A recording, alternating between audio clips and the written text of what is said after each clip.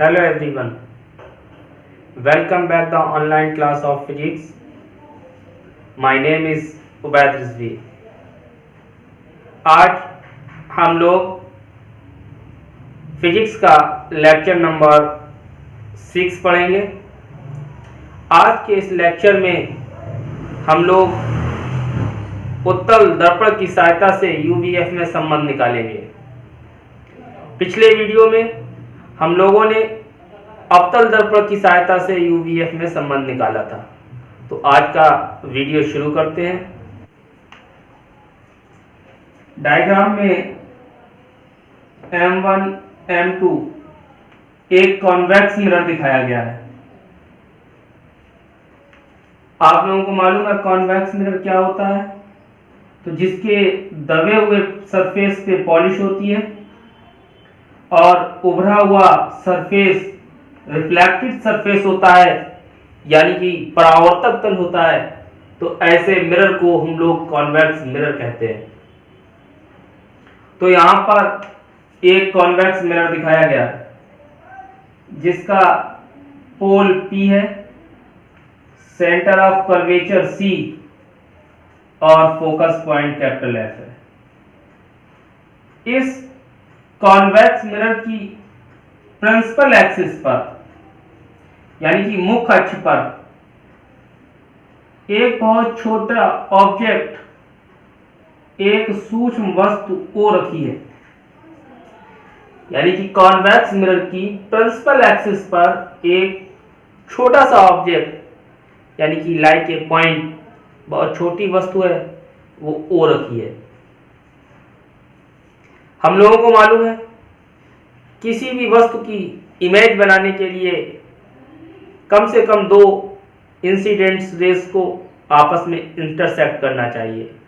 यानी कि जब दो प्रकाश किरणें एक दूसरे को काटेंगी तभी वस्तु का प्रतिबिंब बनेगा।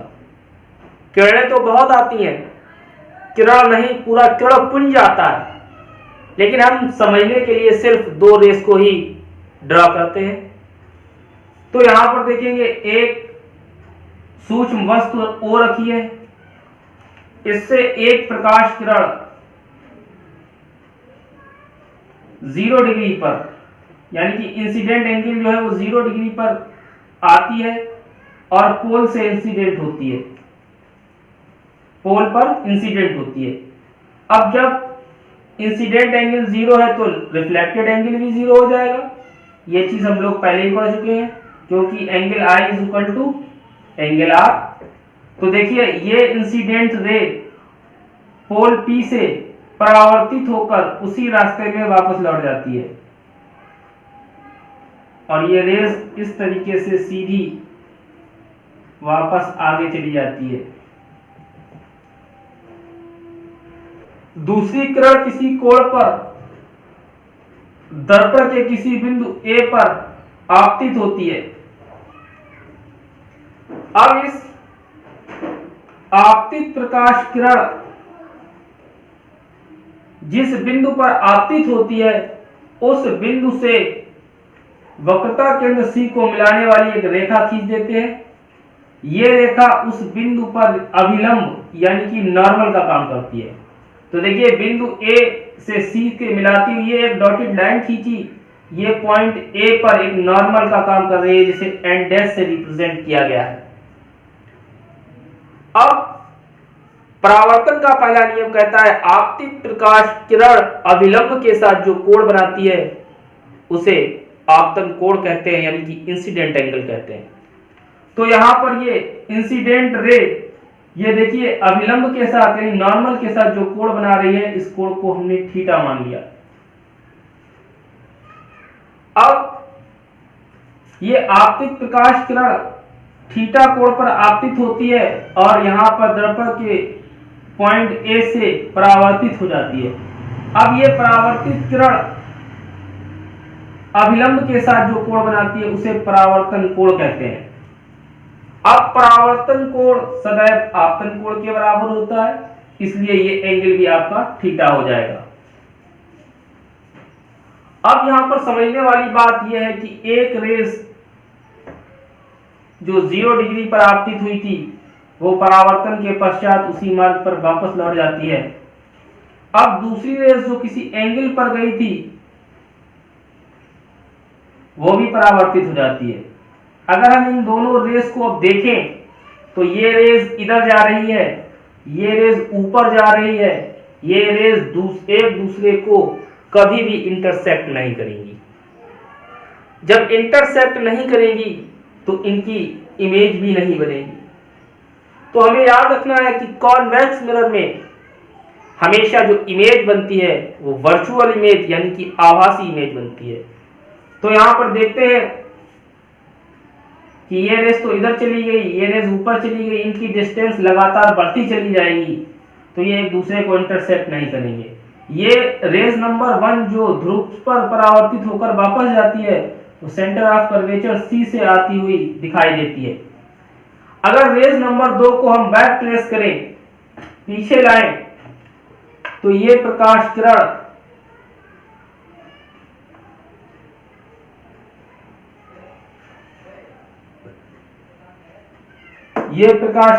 प्रिंसिपल एक्सिस को यहां पर इंटरसेक्ट करती है और यहीं पे वस्तु का प्रतिबिंब आई बन जाता है।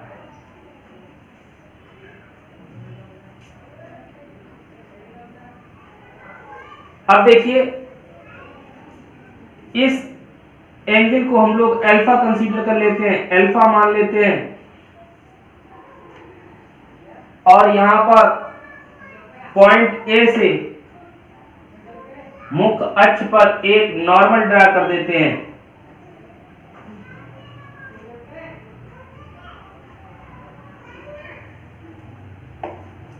इस नॉर्मल को एन से प्रदर्शित करते हैं। तो देखिए इस एंगल को अल्फा, इस एंगल को बीटा तथा इस एंगल को गामा कंसीडर कर लेते हैं। इस तरीके से हमारा ये डायग्राम कंप्लीट हो जाता है। तो आप लोगों को ये डायग्राम समझ में आया होगा, मैं आशा करता हूं। अब यहां पर थोड़ी सी डिस्टेंस देख लेते हैं।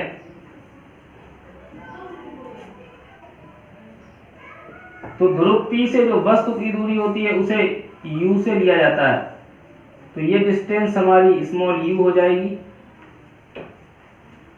अब ध्रुव P से वक्रता केंद्र C के बीच की दूरी को वक्रता त्रिज्या कहते हैं। इसको हम लोग कैपिटल R से लेते हैं। ध्रुव P और ये जो इमेज यहां पर बनी है, तो ध्रुव से इमेज की दूरी को स्मॉल v से लिया जाता है। तो ये डायग्राम आप लोगों को समझ में आ गया होगा। अब यहाँ पर एक छोटा सा एंगल और समझना है। देखिए अगर ये एंगल थीटा है तो ये वाला एंगल भी थीटा हो जाएगा। देखिए जस्ट लाइक ये अपोजिट एंगल बन रहे हैं और ये एंगल आपस में बराबर होते हैं। अगर ये एंगल थीटा है तो ये एंगल भी थीटा हो जाएगा। आप लोग इस डायग्राम को कायदे से बनाएं। इसमें बहुत छोटे छोटे एंगल दिखाए गए हैं।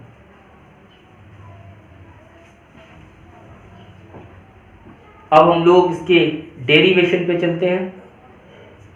तो सबसे पहले हम लोग इसकी लैंग्वेज समझ लेते हैं, क्योंकि बोर्ड में लैंग्वेज लिखना भी ज़रूरी होता है।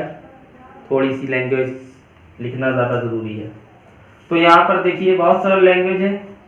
M1 M2 एक उत्तल दर्पण है जिसका ध्रुव P, वक्रता केंद्र C तथा फोकस बिंदु कैपिटल F है।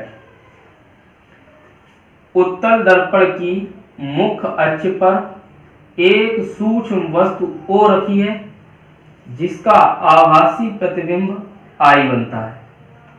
इतनी लैंग्वेज आपको लिखनी है। अब हम लोग इसका डेरिवेशन शुरू करते हैं। तो देखिए सबसे पहले हम लोग त्रिभुज OAC में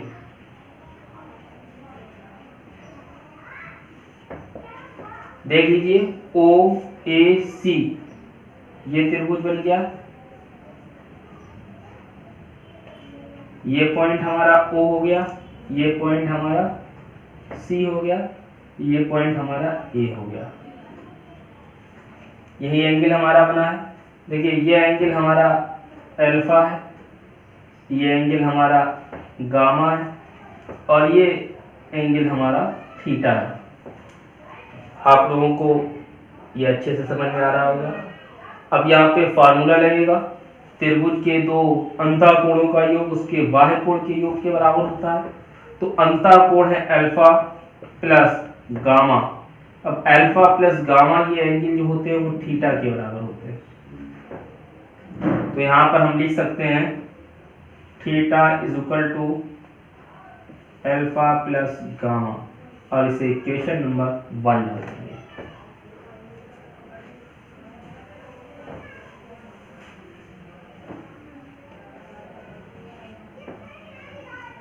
त्रिभुज IAC में तो देखिए ये I रहा, ये A रहा, ये C रहा। मैं ये यहाँ पर आपको बना के समझाता हूँ। देखिए इस एंगल को हमने कट करके यहाँ से निकाल लिया। देखिए ये पॉइंट हमारा I है, ये वाला पॉइंट हमारा A है, ये पॉइंट हमारा C है। अब देखिए ये एंगल हमारा गामा है, ये एंगल हमारा थीटा है और ये एंगल हमारा बीटा है। यहाँ पे भी वही प्रॉपर्टी लग जाएगी, दो अंतःकोणों का योग उसके बाह्य कोण के योग के बराबर होता है। तो theta plus gamma is equal to beta. तो यहाँ पर हम लिख सकते हैं बीटा इज इक्वल टू अंतः दो कोणों का योग है थीटा प्लस गामा। यहां से ये बात आप लोग समझ गए होंगे अच्छे से। इसे इक्वेशन नंबर 2 डाल देंगे। अब यहां से अगर थीटा इज इक्वल टू निकाला जाए, अगर यहां से थीटा इज इक्वल टू निकालेंगे तो ये बन जाएगा बीटा माइनस गामा। इसे इक्वेशन नंबर 2 डाल देंगे। अब देखिए इस थीटा की इस वैल्यू को इक्वेशन नंबर 1 में रखेंगे। तो यहां पर लिख सकते हैं समीकरण 1 से। तो देखिए समीकरण 1 में रख देंगे तो ये हो जाएगा beta minus gamma, beta minus gamma theta की जगह ये थीटा है, थीटा का मान beta minus gamma is equal to alpha plus gamma. तो पक्षांतर के बाद आ जाएगा, गामा को उधर ले जाएंगे तो ये माइनस गामा जब उधर जाएगा प्लस का गामा हो जाएगा। 2 gamma is equal to 2 gamma is equal to, अब देखिए गामा माइनस का उधर गया प्लस का गामा हो गया, ये गामा और ये गामा 2 गामा हो गया। अब देखिए अब ये अल्फा इधर आया तो ये हो जाएगा बीटा माइनस अल्फा। ये पक्षांतर आपका हो गया। इसे इक्वेशन नंबर 3 डाल दीजिए। अब यहां से समकोण त्रिभुज OAN में यहां पे लिखेंगे त्रिभुज OAN में। अब देखिए त्रिभुज OAN इसमें ये एंगल अल्फा है तो यहाँ पे हम ले लेंगे tan alpha is equal to, और tan अल्फा बराबर होता है लंब बटे आधार। तो यहाँ पर देखिए लंब है हमारा AN, आधार है हमारा ON। अब यहाँ पर एक इंपॉर्टेंट बात समझनी है, आधार यहाँ पे हमारा ON है। अब आप एक चीज देखिए, N से P की दूरी बहुत छोटी है तो ON लगभग OP के बराबर है। तो ON लगभग किसके बराबर है? OP के। तो हम ON को OP लिख सकते हैं। तो यहाँ पर हम ON ना लिखकर OP लिखेंगे। OP क्यों लिखेंगे? क्योंकि सारी दूरियां जो है दर्पण के ध्रुव से नापी जाती हैं और ये दूरी है भी बहुत छोटी सी डिस्टेंस। अगर इतनी छोटी दूरी को छोड़ देंगे तो कोई असर भी नहीं पड़ेगा। अब यहाँ पर देखते हैं AN अपॉन OP। कि OP दर्पण के ध्रुव से वस्तु की दूरी को U से लेते हैं। अब ये U से ले लिया। अब हम लोगों को मालूम है साइन कन्वेंशन के अकॉर्डिंग सारी दूरियां जो है पोल से, राइट साइड की दूरी पॉजिटिव, लेफ्ट साइड की दूरी नेगेटिव। तो ये देखिए लेफ्ट साइड में, इसलिए यहाँ पर ये माइनस लग जाएगा। इसी तरीके से अब दूसरा त्रिभुज ले लेंगे। दूसरा त्रिभुज हमारा हो जाएगा, दूसरा त्रिभुज देखिए कौन सा हो जाएगा, NIA में। तो दूसरा त्रिभुज ले लेंगे NIA में। अब NIA में ये वाला एंगल देखिए, ये एंगल बीटा है, तो यहां पे हो जाएगा tan beta is equal to, अब फिर लंब बटे आधार, तो लंब हमारा फिर AN है,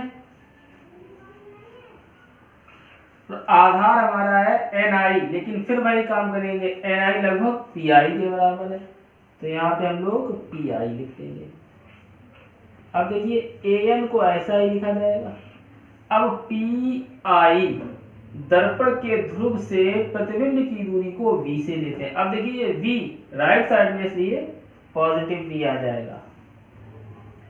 अब इसी तरीके से तीसरा त्रिभुज ले लेंगे, त्रिभुज NCA में, NCA में देखिए ये N है, ये C है, ये A है, यहाँ पर एंगल हमारा गामा है, तो ये हो जाएगा tan gamma is equal to, यहाँ पे भी लंब बटे आधा, लंब फिर से AN हो गया, आधार जो हमारा होगा वो हो जाएगा NC, लेकिन ये ध्रुव से नापेंगे तो PC ले लेंगे, तो AN अपॉन अब PC ध्रुव से वक्रता केंद्र के बीच की दूरी को वक्रता त्रिज्या कहते हैं, तो इसे कैपिटल R से, अब ये भी राइट साइड में है तो ये पॉजिटिव हो जाएगा। अब यहाँ पे इंपॉर्टेंट बात ये है अल्फा बीटा गामा, यहाँ पर जो अल्फा बीटा गामा एंगल्स है ये बहुत छोटे एंगल्स हैं। पिछले वीडियो में हम लोग पढ़ चुके हैं, छोटे कोणों के लिए tan अल्फा को अल्फा ले सकते हैं, tan बीटा को बीटा ले सकते हैं, tan गामा को गामा ले सकते हैं। इसी तरीके से यहाँ पर हम अल्फा बीटा गामा ले लेंगे, तो यहाँ पर लिख भी देंगे शर्त, लघु कोणों के लिए, लघु कोणों के लिए tan alpha is equal to alpha, tan beta is equal to beta तथा tan gamma is equal to gamma लेने पर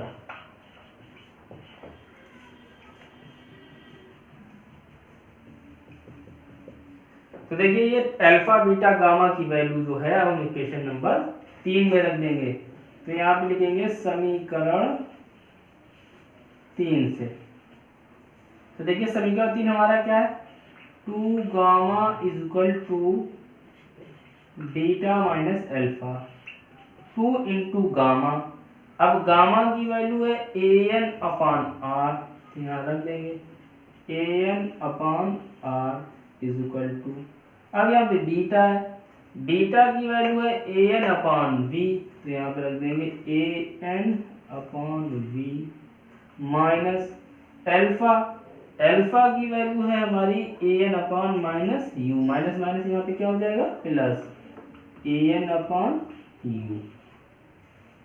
अब देखिए यहाँ पर R जो है हमारा वक्रता त्रिज्या, ये होता है R is equal to 2F, पहले डेरिवेशन में हम लोग पढ़ चुके हैं, तो इस R की जगह पर 2F रख देंगे, तो 2 into AN upon 2F is equal to, अब देखिए यहाँ से AN बाहर कॉमन ले लेंगे, तो अंदर बचेगा 1 upon V plus 1 upon U, इस AN से ये AN कैंसिल, इस 2 से ये 2 कैंसिल, अब हमारा क्या होता है यहाँ पे 1 upon F is equal to 1 upon V plus 1 upon U, यही हमारा मिरर इक्वेशन होता है।